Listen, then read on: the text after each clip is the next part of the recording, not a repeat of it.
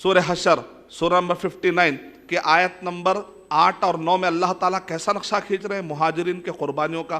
للفقراء المہاجرین الذین اخرجوا من دیارہم واموالہم یبتغون فضلا من اللہ ورضوانا. وہ مہاجرین جن کو ان کے گھروں سے نکالا گیا، جن کو ان کے مالوں سے نکال دیا گیا اور ان کے جائیداد سے نکال دیا گیا، وہ خود مدد کے محتاج ہیں، وہ خود مدد کے محتاج ہے. لیکن وہ لوگ کیا کرتے ہیں؟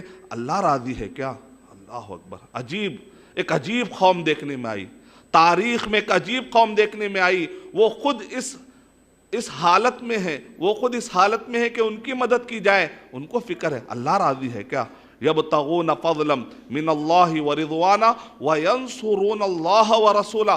اور وہ کہہ رہے ہیں جبکہ وہ خود مدد کے محتاج ہے، وہ کہہ رہے ہیں اللہ اور اس کے رسول کی مدد ہم اس حالت میں کیا کر سکتے ہیں؟ ہمارے پاس کیا ہوتا ہے؟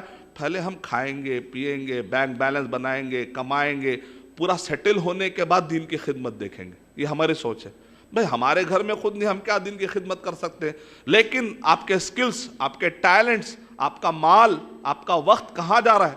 دین کی خدمت کے لیے جا رہا ہے کہ نہیں جا رہا؟ یہ قربانیاں دیکھیے آپ، یہ قربانیاں دیکھیں. اللہ تعالیٰ کہہ رہے اولئک هم الصادقون، یہ سچے لوگ ہیں. اللہ تعالیٰ گواہی دے رہے ہیں. یعنی صحابہ کرام کی جماعت تو وہ جماعت ہے جن کے بارے میں اللہ سبحانہ و تعالیٰ گواہی دے رہے ہیں ان کے قربانیوں کے بارے میں.